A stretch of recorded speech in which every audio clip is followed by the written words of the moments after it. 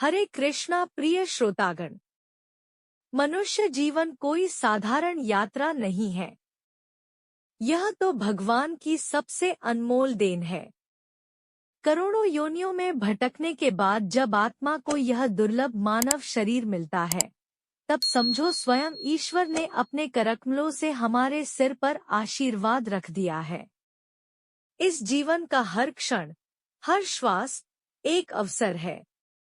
अवसर पापों से मुक्त होने का, पुण्य संचित करने का और अपनी आत्मा को भगवान से जोड़ने का।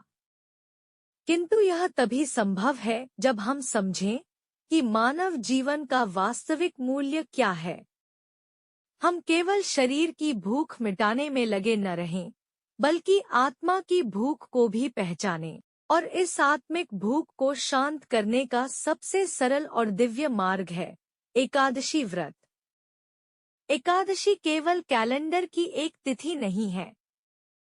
यह तो एक दिव्य द्वार है, ऐसा द्वार जो हमें मोहमाया के बंधनों से निकालकर भगवत भक्ति के प्रकाश में प्रवेश कराता है।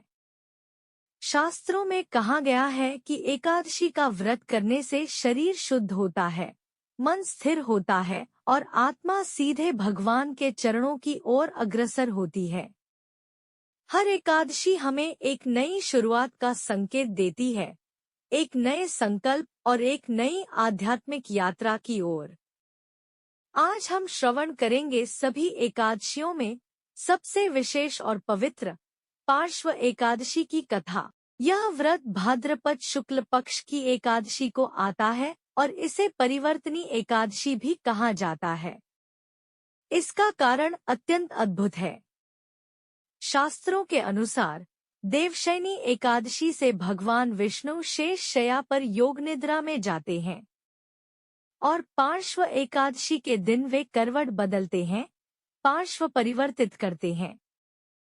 यह केवल शारीरिक करवट नहीं, बल्कि संपूर्ण ब्रह्मांड, प्रकृति और आत्मा का परिवर्तन है। यह उस दिव्य क्षण का प्रतीक है जब सृष्टि एक नवीन ऊर्जा की ओर, एक नई दिशा की ओर अग्रसर होती है। पुराणों में इस एकादशी से जुड़ी एक पावन कथा आती है, महाराजा बलि की।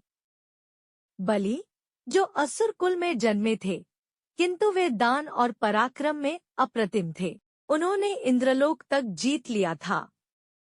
देवता भयभीत हो गए और तब भगवान विष्णु ने वामन अवतार धारण किया। वे एक छोटे से बटुक ब्राह्मण के रूप में राजा बलि के पास पहुंचे और केवल 3 पग भूमि मांग ली। राजा बलि ने बिना सोचे समझे तुरंत वचन दे दिया। तभी वामन ने विराट रूप धारण कर लिया, एक पग में पृथ्वी, दूसरे पग में आकाश नाप लिया। अब तीसरा पग रखने को स्थान न बचा तो राजा बलि ने स्वयं अपना सिर आगे कर दिया।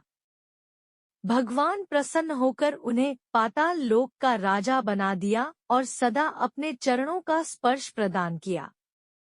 सोचिए, जिस दिन स्वयं भगवान करवट बदलते हैं, ब्रह्मांड में ऊर्जा की नई धारा बहती है, वह दिन हमारे लिए कितना महत्वपूर्ण होगा।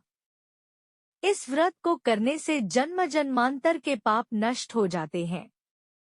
जीवन में संतुलन आता है और ऐसा लगता है मानो भगवत कृपा की वर्षा होने लगी हो। याद रखिए, एकादशी का व्रत केवल भोजन न करने का नाम नहीं है। यह तो भीतर की अशुद्धियों से उपवास है, क्रोध से, लोभ से, छल से, ईर्ष्या से। यह आत्मा को निर्मल करने की प्रक्रिया है। पार्श्व एकादशी केवल एक तिथि नहीं, यह अवसर है अपने जीवन को बदलने का, अपनी आत्मा को शुद्ध करने का और इस दुर्लभ मानव जीवन को सार्थक बनाने का। हमारा यह जीवन नश्वर है, पर भक्ति अमर है। जब तक जीवन है, तब तक हमें भगवान को प्रसन्न करने का प्रयास करते रहना चाहिए। आप सभी को पार्श्व एकादशी की हार्दिक शुभकामनाएं। हरे कृष्णा।